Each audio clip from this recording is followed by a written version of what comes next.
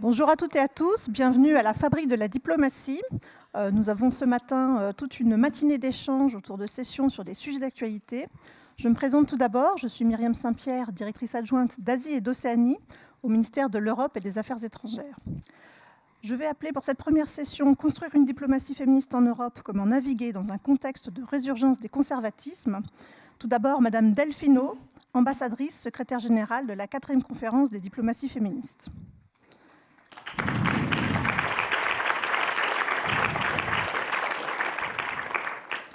Madame Muriel Donmat, conseiller maître en service extraordinaire à la Cour des comptes, présidente de la Cour au féminin.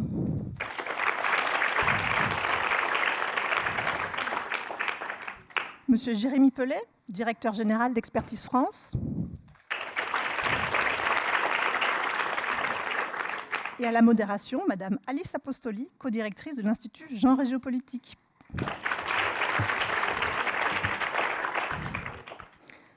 Et Madame Apostoli, le micro est à vous. Merci.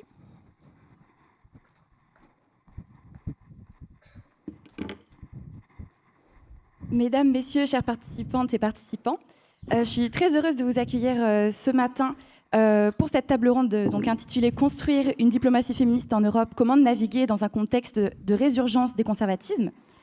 Le sujet qui nous réunit est à la fois ambitieux et urgent. Crise démocratique, montée de l'extrême droite, restriction des libertés fondamentales, instabilité économique, guerre. L'Union européenne traverse une longue période de turbulence. Ces dynamiques fragilisent les fondements même de son projet politique, la démocratie et l'état de droit et le respect des droits humains. Et face à ces défis, il est donc urgent d'agir.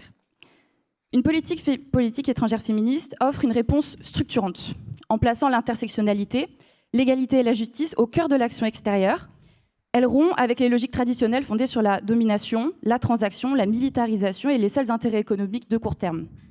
Par intersectionnel, on entend qui prend en compte les discriminations croisées liées au genre, à la race, à la classe, à l'âge et au handicap, donc qui donne une place centrale au vécu de toutes les populations et qui vise à rééquilibrer les rapports de pouvoir entre les pays. L'objectif, il est de repenser, en théorie, les relations internationales de manière égalitaire et inclusive. Elle met l'accent sur la coopération, elle ouvre la voie à des relations internationales donc plus pacifiques et durables. Et pour l'Union européenne, une telle démarche, elle permettrait d'accroître la cohérence entre les politiques nationales et européennes, tout en soutenant la société civile et les voix marginalisées. Mais cela suppose une véritable transformation des pratiques avec l'intégration d'une approche féministe et intersectionnelle à toutes les étapes de l'action extérieure et l'implication conjointe des institutions européennes, des États membres et des mouvements féministes. Et on y trouve une conviction forte. Une politique étrangère féministe, ce n'est pas un supplément d'âme, mais bien l'approche plus prometteuse pour mettre en œuvre les valeurs fondamentales de l'Union européenne, donc la dignité humaine, la dignité humaine, l'égalité et les droits fondamentaux. Et le projet reste donc très ambitieux, mais en pratique, des efforts sont déjà réalisés pour avancer en ce sens, notamment avec l'adoption, par près d'une vingtaine d'États, de différentes stratégies internationales pour intégrer le genre dans leurs diplomaties respectives. Et c'est d'ailleurs le cas de la France, depuis 2019, qui a adopté une diplomatie féministe et qui a été d'ailleurs renouvelée, mais je laisserai Madame Delfino la présenter plus en détail dans un instant. Nous avons donc le privilège de réunir aujourd'hui 3 intervenantes et intervenants de premier plan. Donc Madame Delfino, ambassadrice et secrétaire générale de la 4e conférence des diplomaties féministes, Monsieur Jérémy Pellet, directeur général d'Expertise France, et Madame Muriel Doménac, conseillère maître à la Cour des comptes et présidente de la Cour au féminin. Je vous remercie chaleureusement d'avoir accepté notre invitation. Nous allons commencer par quelques questions sur lesquelles nous avons discuté auparavant, mais il y aura un temps d'échange avec le public en fin de discussion. Je me permets de vous donner la parole, Madame Delfino. Bonjour. Bonjour. Alors, pourriez-vous nous dire en quelques mots, qu'est-ce qu'une diplomatie féministe pour la France ? Quels sont les grands principes qui la définissent et son ancrage en Europe ? Bonjour à toutes et à tous. Merci beaucoup, chère Alice, et merci beaucoup, chers collègues, d'être avec nous pour cette session sur la diplomatie féministe. Je comprends qu'hier, il y a déjà eu, au sein de la Fabrique de la diplomatie, un atelier sur la diplomatie féministe tenu par mes collègues de la mission de la diplomatie féministe, et je suis ravie qu'on puisse avoir un deuxième temps en plénière, si j'ose dire, pour parler de ce concept. Alors, qu'est-ce que la diplomatie féministe ? D'habitude, quand j'ai un petit peu plus de temps en conférence, j'aime bien faire un tour de table au sein de la salle pour voir si les uns et les autres, ou les unes et les autres, ont une petite idée de ce qu'est la diplomatie féministe.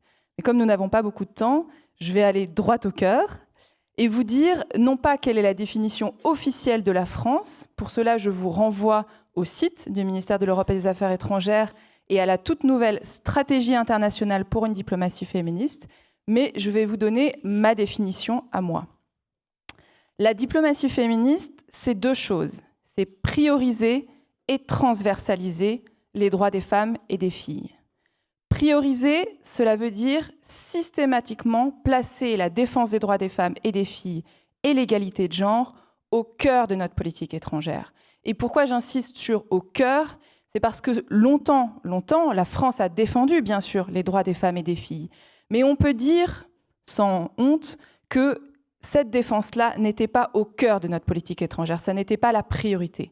Depuis que nous avons adopté une diplomatie féministe en 2019 et depuis que nous avons une stratégie, il est impératif, systématique et j'ai envie de dire inscrit dans l'ADN du ministère des Affaires étrangères et de la diplomatie française que quel que soit le terrain où nous intervenons, quelle que soit la relation bilatérale, quelle que soit l'organisation internationale ou l'enceinte multilatérale où nous sommes présents, quelle que soit la thématique que nous portons, les droits des femmes et des filles doivent être une priorité.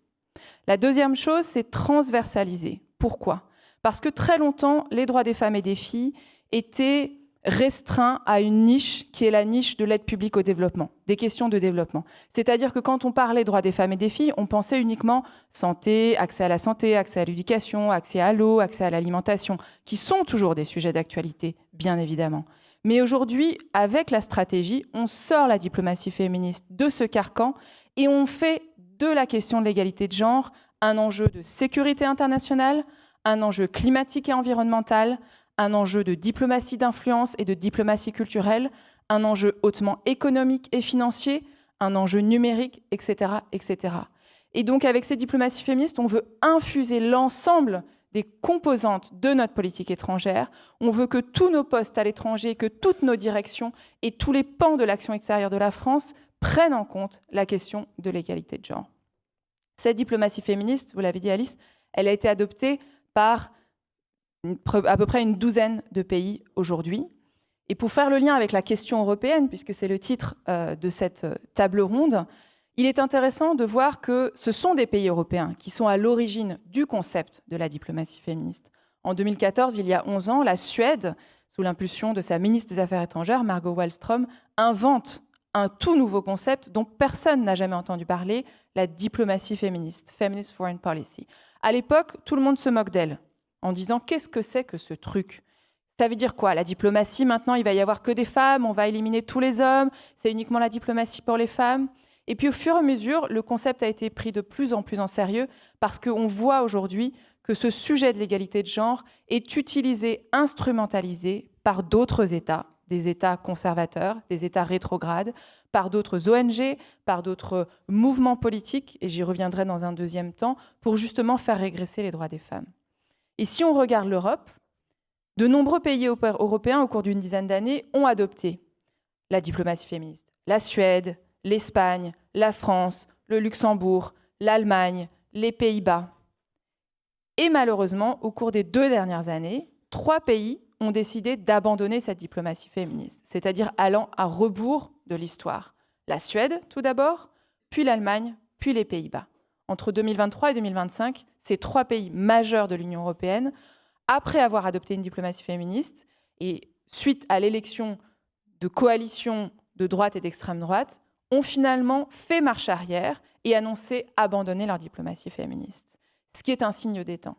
La France, elle, maintient le cap. Mais ce qui est intéressant, et je finirai là-dessus pour cette première question, parce qu'on me demande toujours, est-ce que la diplomatie féministe a encore un avenir dans un contexte international ultra polarisé, avec des attaques répétées et systématiques, notamment de la première puissance mondiale, mais d'autres pays aussi, contre l'égalité des droits, contre l'égalité de genre, contre les droits des femmes et des filles et des personnes LGBT? Oui, il y a un avenir, parce que parallèlement au retrait de ces pays européens, ce que nous voyons, c'est un intérêt des pays du Sud. Au cours des dernières années, ce sont la Colombie, le Mexique, le Chili, l'Argentine, même si ce n'est plus le cas aujourd'hui, le Libéria, la Mongolie et tout récemment le Maroc et le Népal qui ont rejoint le groupe des diplomaties féministes. Alors surtout, ne laissez pas dire que les droits des femmes et des filles ne sont pas un sujet universel, que c'est une tentative des pays européens d'imposer des valeurs néocoloniales. Absolument pas. Aujourd'hui, la diplomatie féministe est un concept qui est approprié, adapté et voulu et soutenu et, j'ai envie de dire, publicisé par les pays du Sud, encore plus que par les pays du Nord, et les pays européens et nord-américains. Et nous sommes en discussion et nous échangeons des bonnes pratiques avec tous ces pays d'Amérique latine, d'Afrique du Nord et du Moyen-Orient, d'Afrique subsaharienne et d'Asie, y compris aujourd'hui avec des pays, des États insulaires du Pacifique, qui s'intéressent au concept de diplomatie féministe, tout simplement parce qu'on ne peut plus ignorer que la question des droits des femmes et des filles est un objet géopolitique et diplomatique majeur. Merci beaucoup, Delphino. Effectivement, on reviendra sur la menace de ces acteurs antidroits dans quelques instants. Je me tourne maintenant vers Muriel Domenac. Bonjour. Pourriez-vous nous présenter dans quel contexte géopolitique s'inscrit cette diplomatie féministe ? Merci. J'ai été ambassadrice auprès de l'OTAN 5 ans entre 2019 et 2024. J'ai donc vécu la première présidence Trump. Je crois que dans le moment géopolitique qu'on traverse en ce moment, passer à côté de la dimension de genre, c'est ne pas saisir les dynamiques actuelles, le changement de donne et les enjeux pour nous, Européens. Le moment actuel, c'est celui de la remise en cause de la régulation des rapports de force par le droit. Et je ferai évidemment un continuum dans l'esprit des prédateurs que sont non seulement les compétiteurs de nos adversaires, voire nos ennemis, Poutine, Xi, Erdogan, mais également les dirigeants des puissances émergentes, également le président Trump réélu. Et donc, ce comportement de prédateur à l'international est finalement leur lecture de nos sociétés.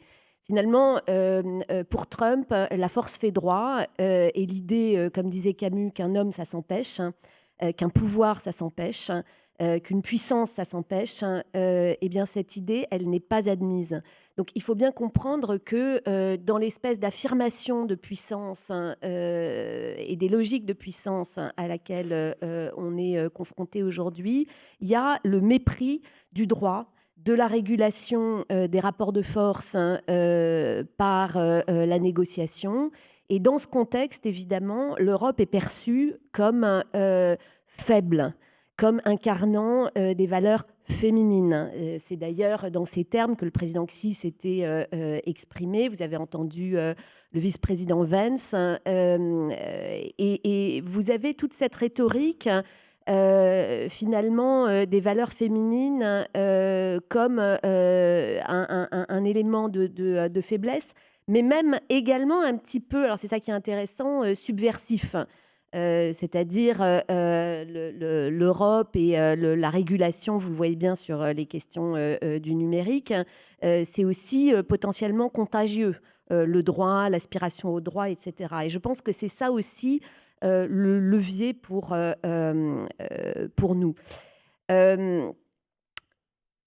On a un retour de la force, de la menace, des logiques de puissance. On doit regarder ça en face, hein. Ne pas chercher à singer les prédateurs, hein. Tout l'enjeu pour nous, c'est de rester nous-mêmes, d'affirmer finalement que des politiques d'égalité, de promotion des droits des femmes à l'international et chez nous, en fait, ça marche, hein, que travailler concrètement à la promotion des droits des femmes chez nos pays partenaires, chez les pays émergents et chez nous, en fait, ça produit une société plus efficace. C'est cette preuve qu'on doit faire. Comme disait Oscar Wilde, soyez vous-même, les autres sont déjà pris. Donc, c'est vraiment tout cet enjeu pour les Européens de regarder en face ce moment géopolitique où nous sommes femélisés.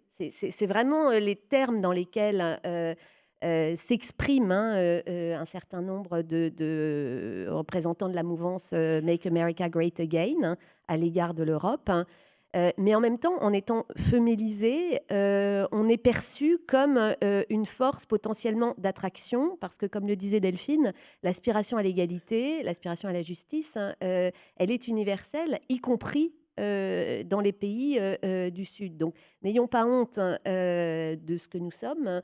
Simplement, réfléchissons à la manière dont cette diplomatie féministe, ça peut en fait renouveler notre plaidoyer à l'international, dans notre coopération avec les pays du Sud, et à la manière dont, en interne, on doit aussi montrer un exemple qui est celui d'une société d'autant plus efficace qu'elle est égalitaire. Je passe la parole à mon voisin. Merci beaucoup pour ces éclairages. Peut-être revenir un petit peu dans le cadre spécifiquement français. Donc, Monsieur Jérémy Pelé, comment Expertise France contribue concrètement à la construction d'une diplomatie féministe européenne ? La diplomatie féministe française, elle se traduit, comme Delphino l'a rappelé, par une stratégie qui est mise en œuvre au niveau diplomatique, au niveau politique, au niveau interne d'ailleurs, au sein du ministère de l'Europe et des Affaires étrangères, mais aussi à travers tous les outils qui font la diplomatie française. Et dans les outils, il y a tous les outils de coopération et de développement, notamment ceux du groupe Agence française de développement, de l'AFD dans ses financements, de sa filiale Proparco dans le cadre de son activité dans le secteur privé, et d'Expertise France, qui est l'agence de coopération technique française, celle qui met en œuvre des projets dans une centaine de pays. On a à peu près 1500 personnes qui travaillent dans une centaine de pays pour mettre en place des projets dans le champ de l'éducation, de la santé, de la justice, de la gouvernance et bien sûr des droits des femmes. Et dans le cadre de cette stratégie française pour la diplomatie féministe, il est extrêmement important que tous nos outils soient orientés vers le fait de promouvoir notamment l'égalité femmes-hommes. C'est d'ailleurs, ce n'est pas seulement un objectif que les gouvernements successifs se sont fixés, c'est un objectif qui est même fixé dans la loi.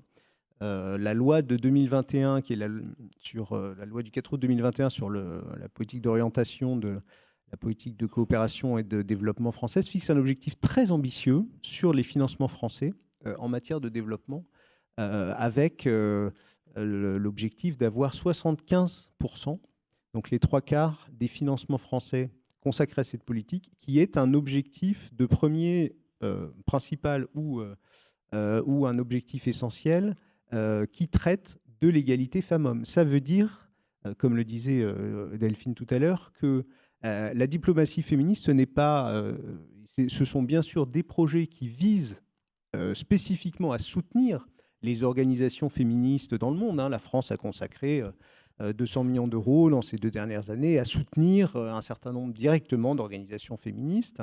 On a un agenda aussi sur femmes, paix, sécurité qui cible spécifiquement les femmes, mais aussi dans tous nos projets de coopération d'intégrer une dimension genre et de l'intégrer de manière réelle, pas seulement de faire du women washing et juste d'avoir le mot égalité femmes-hommes qui soit dans le projet, mais d'avoir vraiment une composante. Ça peut être, par exemple, quand on travaille avec un ministère des Finances dans un pays du Sud, les aider à structurer une politique d'égalité femmes-hommes au sein de ce ministère.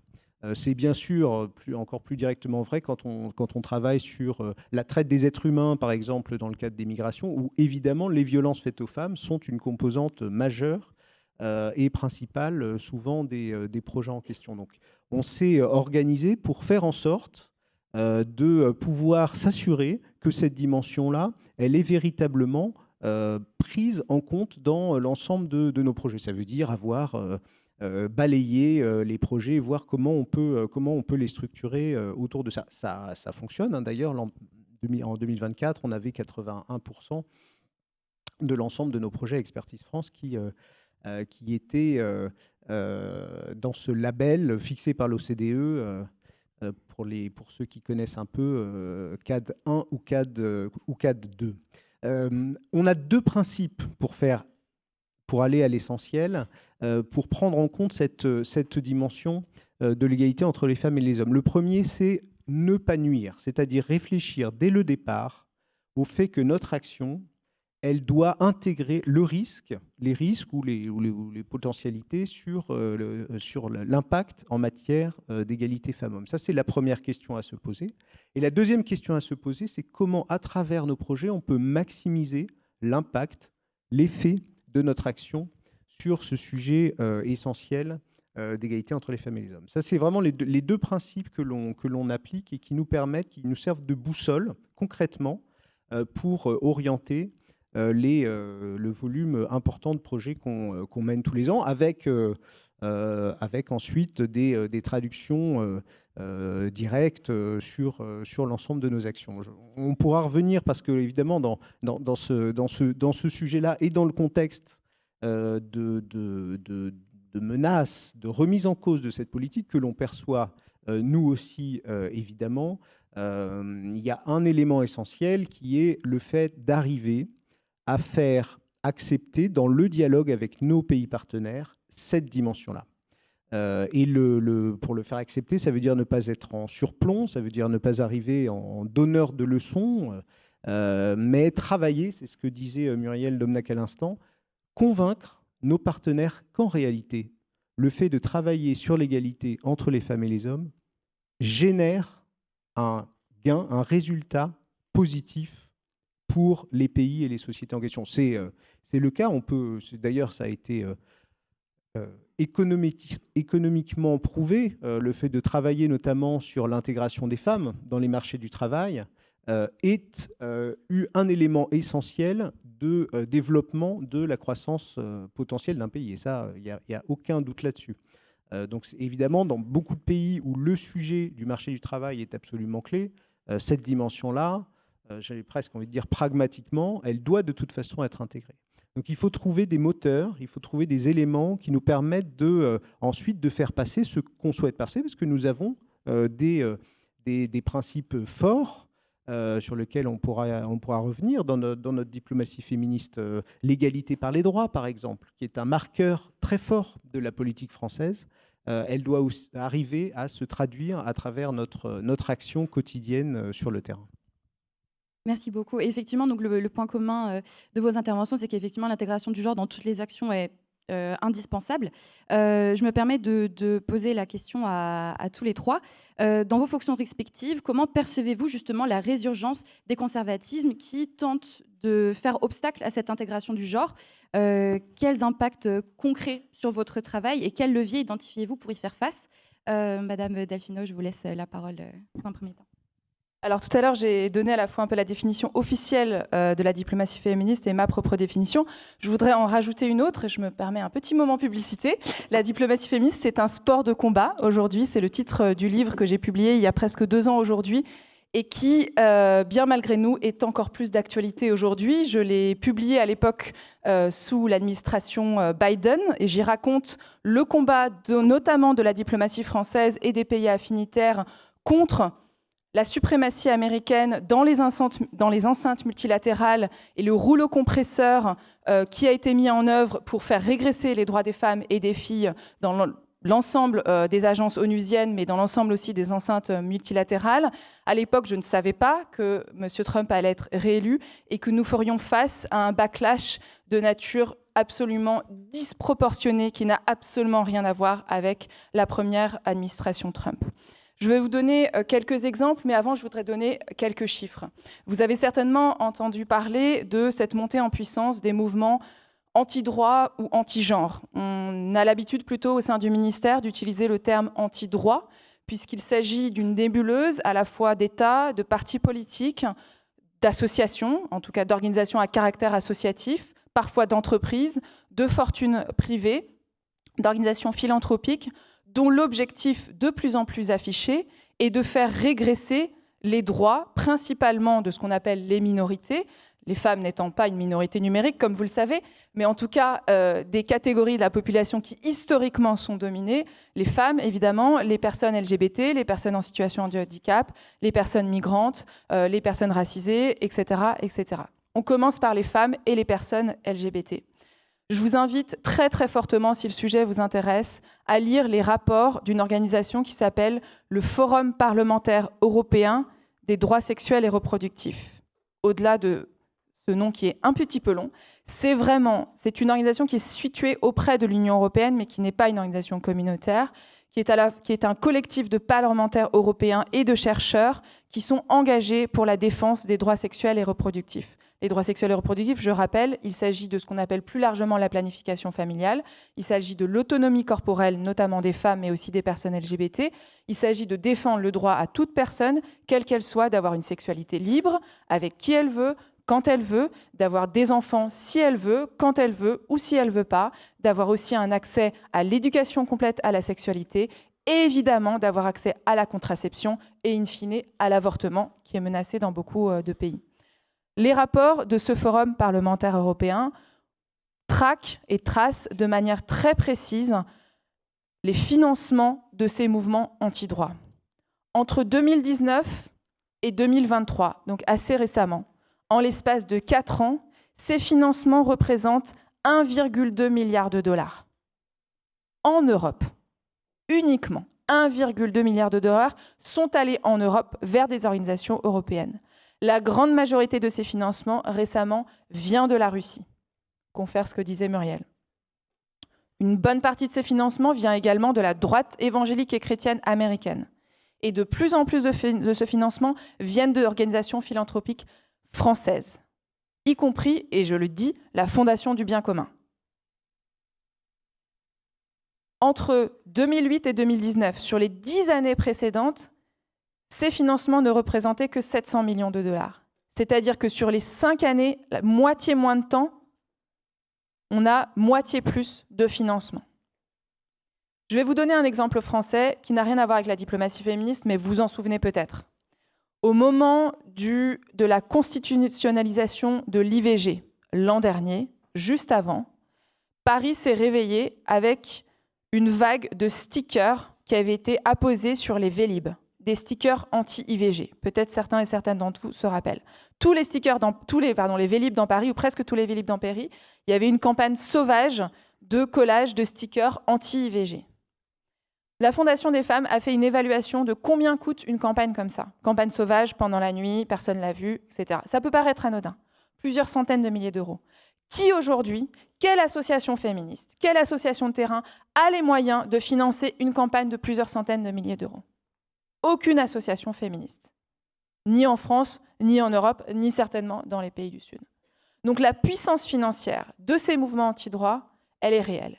Et comment nous la voyons, pour répondre à la question d'Alice, en tant que diplomate dans les enceintes multilatérales, et y compris dans les pays où nous travaillons. Il y a un lien direct entre la montée en puissance d'un certain nombre de partis politiques et l'élection, le succès électoral, notamment dans des pays africains, latino-américains et asiatiques, de mouvements ouvertement ultra-religieux, soit d'obédience chrétienne, soit d'obédience islamiste, anti-femmes, anti-genre, anti-avortement, anti-contraception, anti-LGBT, et des financements qui viennent principalement de la Russie et surtout des États-Unis, d'organisations philanthropiques à caractère religieux, voire de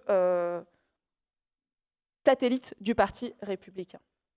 Donc ça se conduit très concrètement. Dans les enceintes multilatérales, depuis quelques années, nous voyons arriver un rouleau compresseur mené par les États-Unis, avec derrière une Unholy Alliance, donc tout le contraire d'une sainte alliance, qui va voir s'aligner la Russie, la Chine, le Soudan, le Vatican, le Brésil à l'époque, lorsque Bolsonaro était Premier ministre, et un certain nombre de pays, soit à dominante chrétienne, soit à dominante musulmane, et d'autres pays simplement conservateurs, qui vont s'aligner tous ensemble. Cuba, avec les États-Unis, le Vatican, la Russie et la Chine, et l'Égypte et le Soudan, le Nigeria, qui vont systématiquement bloquer tous les votes sur les droits des femmes. Mais ça va beaucoup plus loin.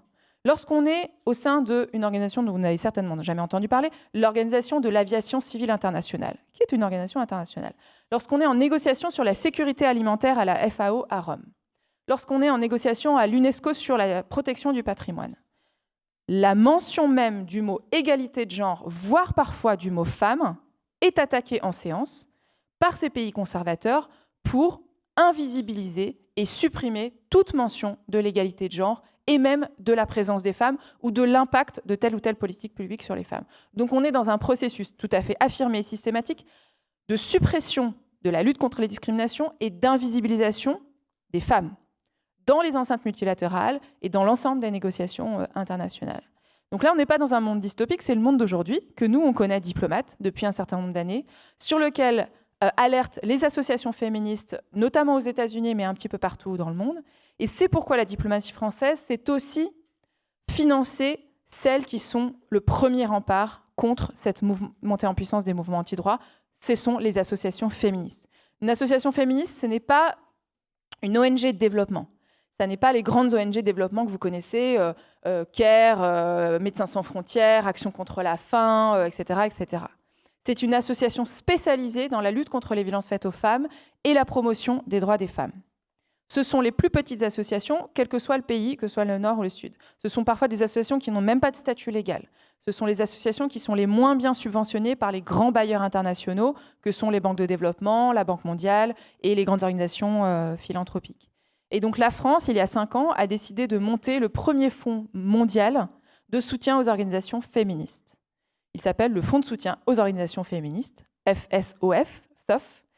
Et en 5 ans, nous avons mobilisé 250 millions d'euros pour plus de quasiment 2000 associations féministes uniquement dans les pays du Sud. Je ne parle pas ici d'associations féministes françaises ou européennes, uniquement dans les pays du Sud, dans plus de 75 pays. Lorsqu'on finance directement ces associations, d'ailleurs soit via nos ambassades, soit via le groupe Agence française de développement, on finance la lutte de la résistance. On finance la résistance directe, parce que ce sont elles qui non seulement font le travail de terrain, de venir en aide aux femmes victimes de violences, de permettre l'autonomisation économique des femmes, de soutenir et former des femmes qui vont être les premières agentes de la lutte contre le changement climatique dans les pays du Sud, mais ce sont aussi elles qui nous alertent lorsqu'il y a des signaux faibles, lorsqu'on commence à voir dans les médias, dans le débat public, dans un certain nombre de partis politiques, un narratif anti-genre, anti-droit, anti-contraception, anti-LGBT, anti-avortement in fine. Et ce genre de narratif, on sait à quoi il aboutit. En France, ce n'est pas encore le cas, mais on a vu ce qui s'est passé évidemment aux États-Unis et dans un certain nombre de pays européens, y compris à nos portes et chez nos voisins.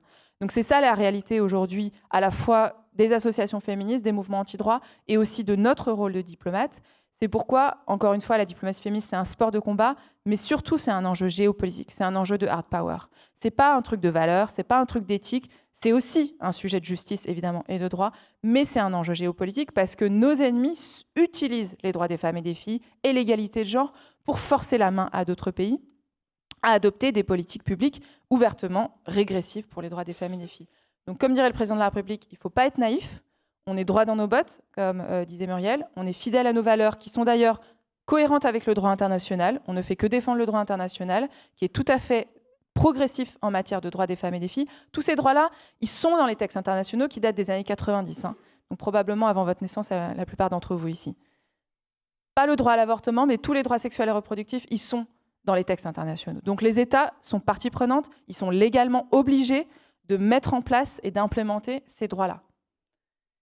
Aujourd'hui, ils sont en train de détricoter le droit international. Donc notre job à nos diplomates, c'est de le défendre, bec et ongles, et puis de faire avancer aussi, si jamais on a le temps, j'irai sur ce sujet, de faire avancer de nouveaux droits, les droits climatiques et notamment les droits numériques dans la lutte pour la régulation de l'espace numérique. Merci beaucoup. Est-ce que quel serait, Muriel Doménac, l'impact de ce rouleau compresseur justement sur les activités de la Cour ? Alors moi j'ai un double engagement, un engagement associatif et citoyen et un engagement professionnel au sein de la Cour des comptes où je sers aujourd'hui en détachement. L'engagement citoyen, c'est celui d'intervenir dans les lycées, notamment de zones plus éloignées, plus difficiles, sur les territoires français, pour aller sensibiliser aux enjeux géopolitiques et à notamment ceux que je connais le mieux, c'est-à-dire les enjeux stratégiques. Et dans ce contexte, je constate qu'il y a beaucoup de jeunes, et notamment de jeunes garçons, qui sont quand même un peu fascinés par Poutine, qui sont un peu fascinés par tous ces vrais mecs, entre guillemets, et qui sont quand même assez sensibles au discours auquel faisait référence Delfino, de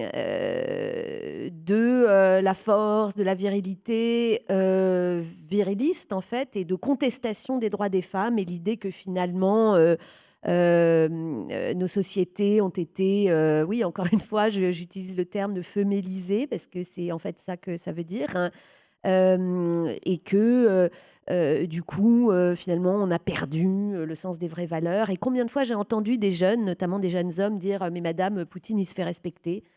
Erdogan, il se fait respecter. » Et après tout, bon, ça pose la question de comment se faire respecter. C'est un terme que votre génération emploie beaucoup. Bah, justement, je crois que se faire respecter, c'est se respecter soi-même, hein. Et se respecter soi-même, c'est se reconnaître des aspirations légitimes à l'égalité, les hommes, les femmes, et surtout comprendre qu'en fait, on est plus efficace, hein, quand on est égalitaire. Les Britanniques disent, hein, la diplomatie féministe et les droits des femmes, hein, il faut le faire not only because it's fair, but also because it's smart. C'est le truc smart à faire. Alors j'en viens à la Cour. Mais sur notre initiative citoyenne, si ça vous intéresse, on a enregistré 17 vidéos avec des figures que d'ailleurs vous entendrez aujourd'hui. Gérard Haraud, d'ailleurs je modère une table ronde sur l'OTAN tout à l'heure avec lui, donc a fait une vidéo sur que veut Trump, Pierre Lévy, que veut Poutine, Pierre Aski, que veut Xi, Bruno Tertrais, le retour de la guerre, Elsa Vidal, a-t-on humilié la Russie? Enfin bref, il y en a 17 comme ça, on les mettra en ligne lundi, et là vous pouvez les voir en salle B120, c'était ma page de publicité aussi. Il y a une vidéo sur Gaza, bien entendu, il y a une vidéo sur A-t-on perdu l'Afrique, hein, ça t'intéressera, Jérémy. Bon, voilà la partie associative et citoyenne dans les lycées, et j'ai conclu cette partie en disant montrer que c'est smart, hein, l'égalité, ça fonctionne mieux. Alors j'en viens à la Cour.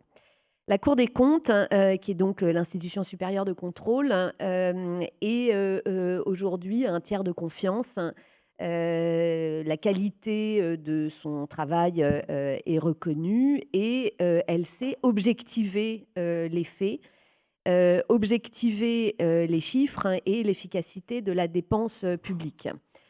Comme beaucoup de féministes, hein, je suis convaincue qu'il faut mesurer pour avancer. Et donc, avec notre association La Cour au féminin, qui est l'un des réseaux féminins de l'État, on plaide pas seulement pour que les femmes soient représentées dans les instances de la Cour, dans les personnes qu'on interroge quand on instruit un rapport, mais pour que les enjeux d'égalité soient factorisés, comme disait Delphine, transversalisés, et un peu à l'instar de vos actions de coopération, c'est-à-dire que toutes les politiques publiques donnent lieu à une prise en compte de la dimension de genre.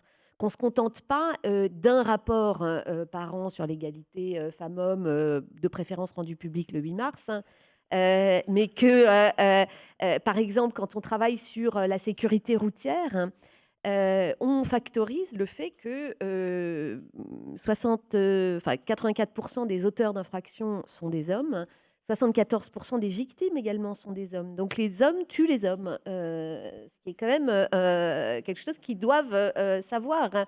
Et comme partie de la réponse est la prévention. Il est indispensable de factoriser la dimension de genre dans la prévention. Et si on évalue la politique de sécurité routière sans prendre en compte la dimension de genre, mais il est évident qu'on rate quelque chose. Bon, c'est un exemple. De la même manière, on a lancé une action le 8 mars dernier. Delphine était là d'ailleurs, d'évaluation de ce qu'on appelle le coût de la virilité. Dans un contexte contraint pour nos finances publiques, je pense que ça n'a échappé à personne. Hein. On a un petit sujet de dette et de déficit. En fait, avons-nous les moyens de notre sexisme? Combien ça coûte tout ça? Vous voyez, les infractions routières, finalement, l'addiction à la violence au sein de la société, la moindre participation des femmes au marché du travail, parce que il y a toute une série de biais, de limitations sur la prise en charge de la parentalité, l'appui à la garde d'enfants, etc., etc. Finalement, c'est une moindre contribution à l'activité économique, donc moindre rentrée fiscale, donc moins-value budgétaire. Enfin, en fait, une universitaire qui s'appelle Lucille Pétavin a quand même évalué, grosso modo, le coût de la virilité en coût direct, indirect, à 100 milliards. C'est beaucoup, 100 milliards. Hein. Voilà. Donc, évidemment, c'est à affiner et à la Cour, on peut évidemment mobiliser une expertise à cet égard. Dernière chose, hein, on va réunir les réseaux féminins de l'État, probablement fin novembre, hein, à la Cour des comptes, pour faire le point de ce qu'on appelle le retour de bâton.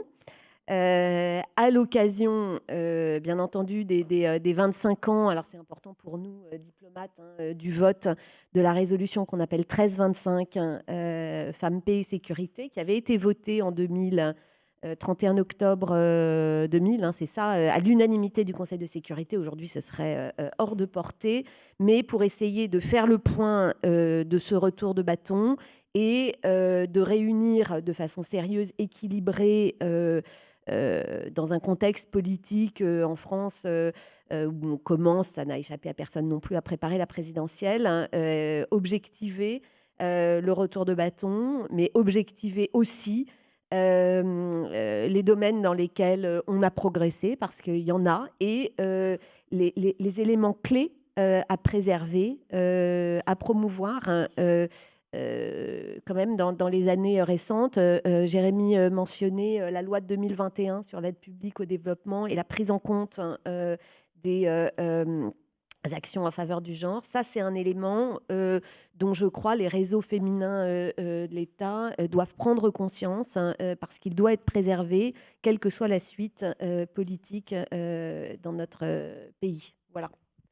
Merci beaucoup, et c'est vrai que c'est important de faire ce parallèle entre cette montée en puissance des leaders très virilistes et l'influence croissante des discours masculinistes en ligne.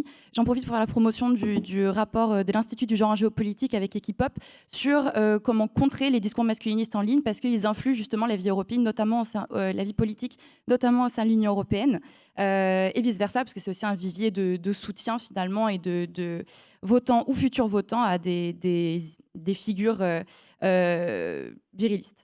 Monsieur Jérémy Pellier, je vous donne la parole, et aussi sur cette question, quels impacts concrets sur Expertise France vous identifiez de par ce retour de bâton, ce backlash, et quel levier identifiez-vous pour contrer?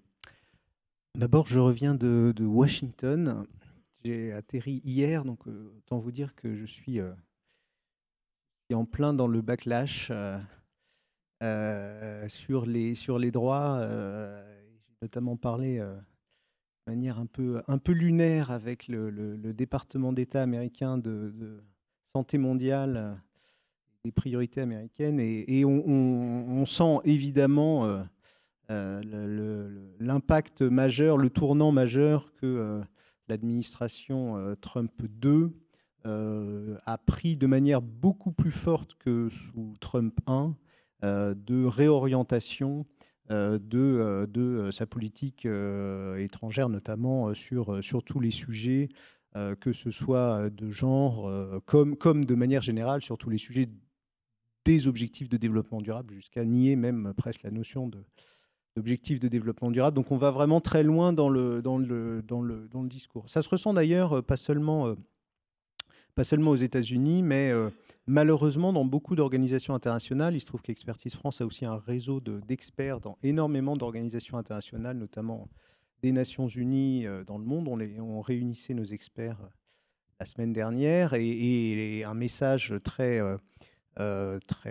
alarmant de nos experts, ce qui rejoint ce que disait Delphine tout à l'heure d'ailleurs, à la FAO, aux Nations Unies à New York ou ailleurs, sur le fait que les organisations, le système onusien, les organisations internationales font de l'autocensure en réalité pour se protéger, éviter de fâcher les Américains pour leur financement ou d'autres pays, et donc commencent à changer les termes de leur doctrine, de leur stratégie pour effacer des concepts qui sont les plus sensibles. Je pense principalement à celui du genre, et d'ailleurs on commence à voir une fracture, parce que finalement l'égalité femmes-hommes, c'est plus acceptable que le genre, on va dire, dans les stratégies onusiennes, et donc on commence à voir le genre invisibilisé.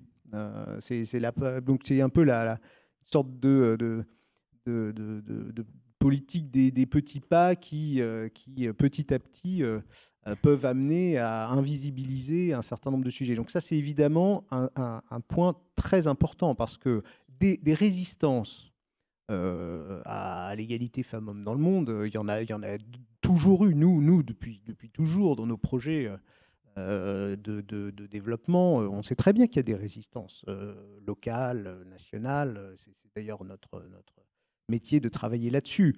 Le fait qu'il y ait des résistances au niveau international et ce mouvement un peu inverse doit évidemment nous alarmer. Et là, notre réponse, elle doit être celle de la fermeté et de l'animation de coalitions, parce qu'il n'y a pas que des pays dans le monde qui souhaitent revenir sur les droits des femmes. On a aussi un certain nombre de pays qui s'affirment, et heureusement d'ailleurs, en faveur du maintien de ces droits. Donc ça, c'est le premier élément qui est très important. Le deuxième, c'est que il est extrêmement important de continuer à travailler dans nos politiques de développement et de coopération sur cet élément-là d'égalité femmes-hommes. Et pour cela, d'animer des coalitions locales, des réseaux d'acteurs, notamment de femmes. Il y en a dans les organisations féministes, mais il y a aussi des tas des tas de femmes et d'hommes d'ailleurs qui sont convaincus par l'importance de l'égalité femmes-hommes, qui sont prêts à avancer dans les pays dans lesquels on travaille, à tous les niveaux, que ce soit au niveau de la formation professionnelle, que ce soit au niveau de l'État, et sur lesquels on doit continuer à animer ces coalitions, en trouvant les bons mots aussi. Nous-mêmes, on a aussi des mots qu'on ne peut pas forcément employer, mais on trouve aussi les moyens de parler d'espacement des naissances, par exemple, pour faire rentrer un certain nombre de droits sexuels et reproductifs concrètement dans nos actions de terrain. Et c'est très important que l'on continue ce travail-là, d'autant qu'il y a quand même une réalité. Pour répondre à Muriel, je pense que personne n'a perdu l'Afrique, par exemple. En Afrique ou en Asie, on a une émergence de l'autonomisation des femmes très importante, qui est une réalité, qui est même d'ailleurs une réalité qui dépasse les politiques. En Asie, c'est un enjeu majeur. C'est même d'ailleurs une des raisons principales pour lesquelles on a un effondrement des naissances dans un certain nombre de pays, et avec des conséquences à long terme qui seront très importantes. Je me permets juste de vous couper pour demander de conclure, pour qu'on puisse prendre quelques questions du public. Et donc voilà, juste pour dire qu'à la fin, il ne faut absolument pas abandonner l'objectif de transformer les sociétés avec lesquelles nous travaillons à travers cette question d'égalité femmes-hommes. C'est vraiment, même si on a un relent de virilisme qui revient, je pense qu'on ne doit pas perdre notre objectif à long terme, et c'est bien notre objectif aujourd'hui. Merci beaucoup pour vos interventions à tous les trois. Je vous propose de prendre une ou deux questions avec le temps qui nous reste des membres du public, s'il y a des interventions.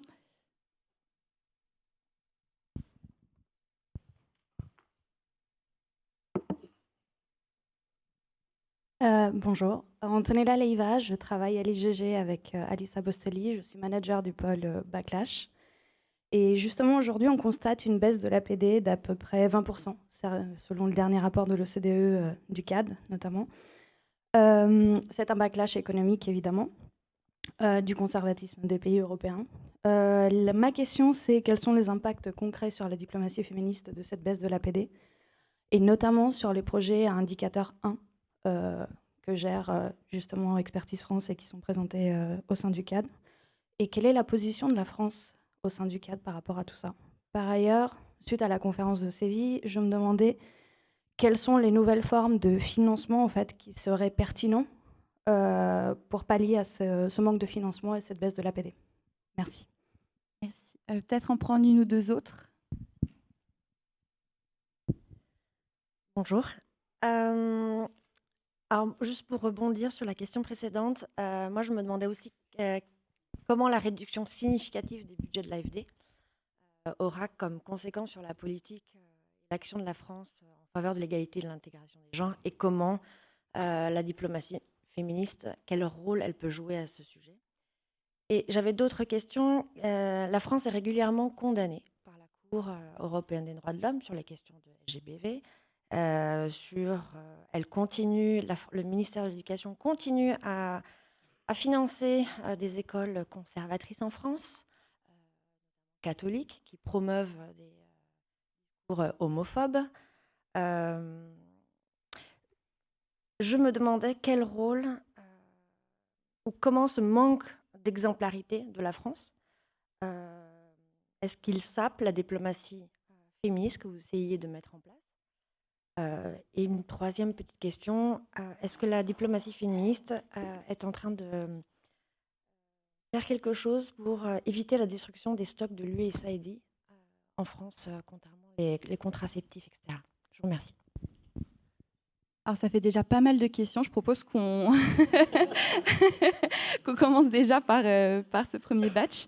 Alors, j'ai identifié du coup baisse de l'APD et rôle du quai pour lutter contre cette coupe significative. Une autre question sur les baisses de subventions à l'APD et les mécanismes de financement qui pourraient y répondre.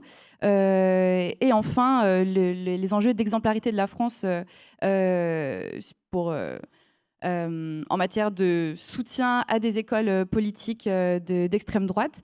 Peut-être au niveau des enjeux d'APD et de mécanismes de financement, je vous laisse prendre la parole. Oui, je crois que c'est moi qui vais devoir m'y coller. On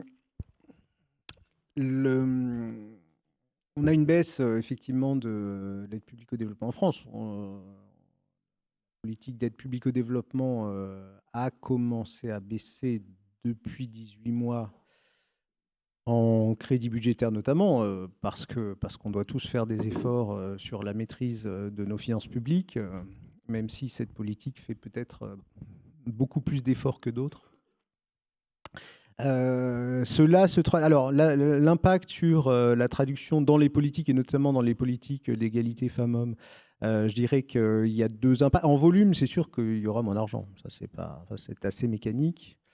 Est-ce que ça veut dire qu'on abandonnera l'objectif de mainstreamer, c'est-à-dire de faire en sorte que, à la fois, on ait des projets spécifiques et qui ne visent que les sujets d'égalité femmes-hommes, et qu'on ait des composantes essentielles dans chacun de nos projets? Non, on va continuer à faire en sorte que l'ensemble de nos actions, quels que soient les volumes que l'on gère, continuer à avoir cette dimension transversale, c'est extrêmement important. En revanche, moi, ce qui m'inquiète un petit peu, c'est que dans les réductions budgétaires, on a quand même certains secteurs, je pense notamment à la santé mondiale, qui sont beaucoup plus...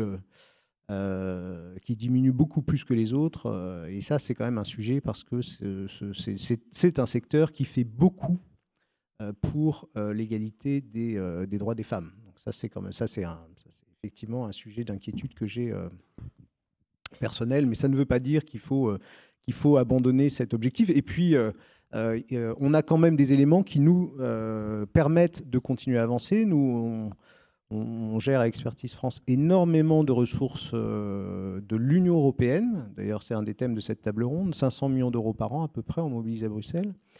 Bruxelles est un petit peu moins ambitieux que la France en termes de fléchage de ces crédits de coopération et de développement vers les sujets d'égalité femmes-hommes, mais ils ont quand même cette ambition-là et on peut faire en sorte, nous, à travers les crédits de Bruxelles qu'on mobilise, de poursuivre cette ambition. C'est le premier point. Et puis le deuxième, c'est aussi de faire en sorte que là où nous faisons levier sur les financements bancaires, les financements privés, les banques publiques du développement, il faut aussi arriver à introduire cette dimension-là et la coopération technique, qui, elle, ne coûte finalement pas très cher dans notre politique de développement, elle peut être un instrument essentiel pour poursuivre cet objectif.